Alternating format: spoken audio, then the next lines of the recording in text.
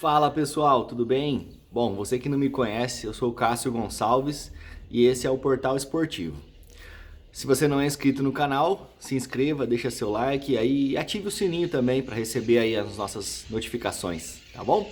Pessoal, hoje nós vamos falar de um tema que eu acho muito interessante. Foi na verdade o tema do meu mestrado aí, que tem a ver com respostas cardiovasculares ao exercício físico. Então, qual será a resposta cardiovascular ao exercício físico? Então, na verdade, depende, né? Depende qual tipo de exercício que você está falando, né?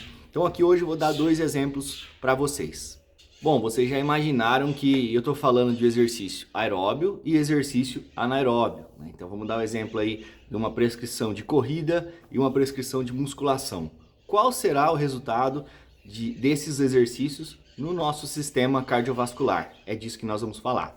Só que antes de eu falar desses dois exercícios, vamos primeiro falar sobre pressão arterial e frequência cardíaca, que são dois conceitos importantíssimos que vocês devem pensar antes de pensar no exercício, tá bom? Então vamos lá. Antes de mais nada, vamos falar de pressão arterial. Pressão arterial é a pressão com que o nosso coração vai bombear o sangue e jogar esse sangue por todo o nosso corpo. Então nós temos dois tipos de pressões. Então o que nós conhecemos aí como pressão arterial sistólica, que é o momento que o coração faz a sístole, contrai e impulsiona esse sangue para que ele percorra todo o nosso corpo, né? Então essa seria a pressão arterial sistólica. E normalmente ela é aquele primeiro número mais alto que você está sempre acostumado a ver como 12, 14, né? Mas vocês sabem que esse número ele está abreviado, né? O correto seria 120 ou 130. Por quê? Porque essa é a medida em milímetros de mercúrio. E não precisa ser números inteiros, pode ser 126, 124, né? Então pouca gente sabe disso. Essa seria então a nossa pressão arterial sistólica, no momento da sístole, no momento que o coração faz a contração aí alguma das cavidades para impulsionar esse sangue. Já no caso da pressão arterial diastólica, ela acontece no momento em que o nosso coração está fazendo a diástole. O que seria a diástole? O momento em que o ventrículo ele se enche de sangue. Então ele está se expandindo para ele fazer novamente uma sístole, para ele contrair. Então nesse momento que o coração está relaxado, vamos dizer assim, tem uma grande quantidade de sangue ali dentro, só que o sangue que está percorrendo o nosso corpo, ele não fica sem pressão, né? Então existe uma pressão nesse momento, que é uma pressão mínima, uma pressão menor, vamos falar assim, né? E o coração é uma bomba que atua em diferentes momentos, uma hora contraindo, uma hora relaxando, né? Mas a pressão sempre acontece. E a pressão arterial diastólica seria a pressão que as nossas artérias e vasos sanguíneos, elas estão exercendo contra esse sangue, né? A dificuldade que esse sangue está tendo para percorrer esse caminho, tá bom? E aí todo mundo fala que as duas pressões nunca podem se igualar.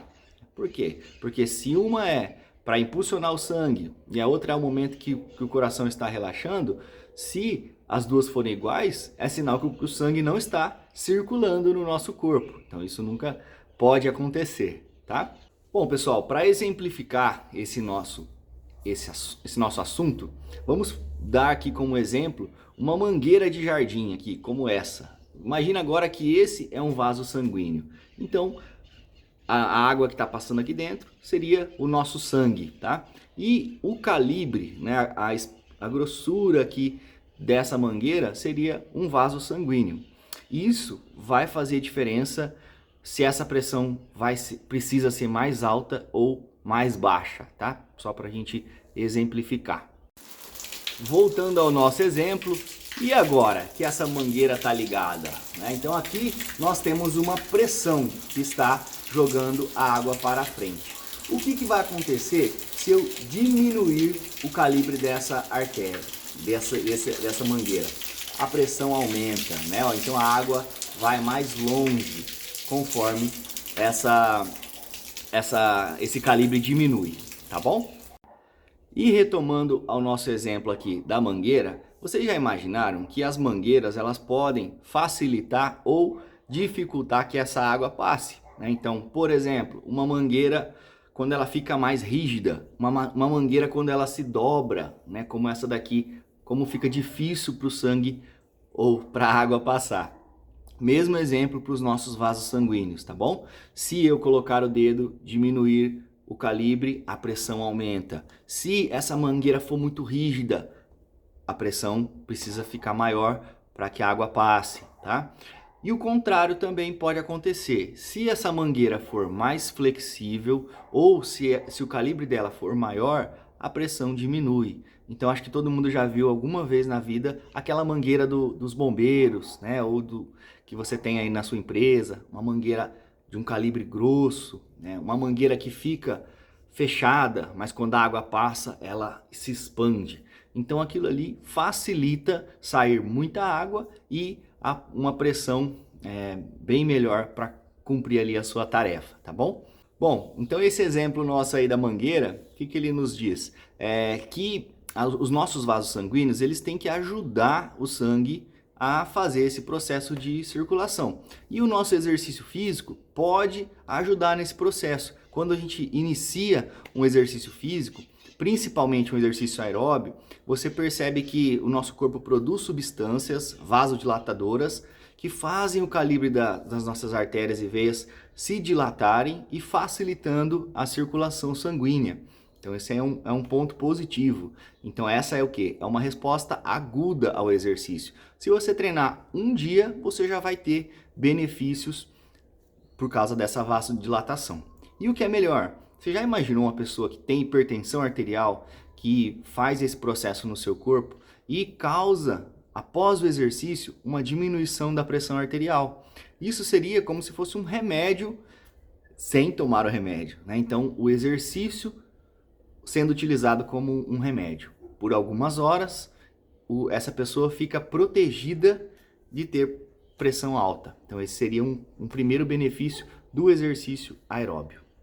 E que mais então que o exercício pode fazer além desse efeito agudo? Ele pode fazer o efeito crônico, os efeitos crônicos, né? Então o que é isso? O nosso corpo ele vai se adaptando, você está treinando várias vezes e promovendo então uma adaptação. Quais são elas?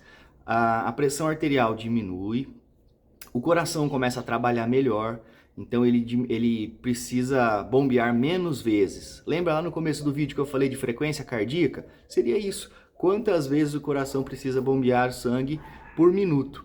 E uma pessoa treinada, ela adquire esse benefício crônico de diminuição da frequência cardíaca. O coração trabalhando menos, ele se torna mais eficiente. Os vasos sanguíneos também, eles podem ficar mais elásticos, eles podem ficar menos rígidos, também é um benefício crônico. O pulmão trabalha melhor, consegue fazer mais a troca gasosa rapidamente. O seu corpo começa então a consumir oxigênio, captar esse oxigênio, distribuir ele e utilizar de uma maneira muito melhor. Então esse é um benefício crônico, tá?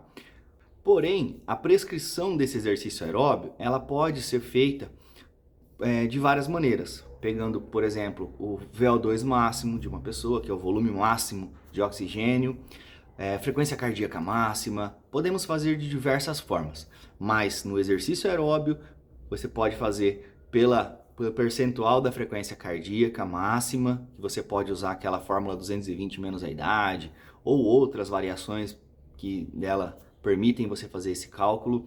Aí você vai calcular 70%, 60%, 80%, depende do seu objetivo. Cada intensidade dessa pode promover uma alteração diferenciada para essa pessoa, tá bom? Então aí seria um objetivo interessante, que você tem que definir isso antes, tá?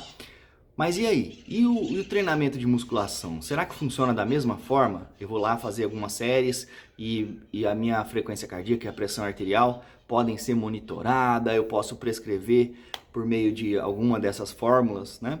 Normalmente não. Então a musculação, ela responde de uma maneira diferente. Também temos benefícios agudos e crônicos da musculação, porém a prescrição desse tipo de treinamento parece não ser a melhor escolha utilizar a frequência cardíaca e pressão arterial para prescrição. Então você vai ter outras maneiras. Você vai quantificar a intensidade pela carga, pelo intervalo de descanso, pelo número de exercícios, pela quantidade de séries e repetições, né? Então, mas dá para fazer bastante coisa. E o que você pode fazer? Você pode monitorar. Por exemplo, eu tenho um aluno hipertenso. Eu vou verificar a pressão dele no começo, às vezes durante a execução, no intervalo de recuperação e após, né?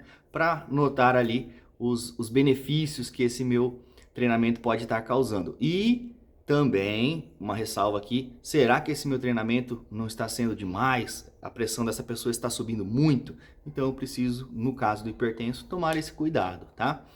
Bom, pessoal, falamos aí bastante sobre respostas cardiovasculares ao exercício físico. Dei aqui alguns exemplos, tanto no exercício aeróbio quanto no exercício de musculação aí, tido mais anaeróbio.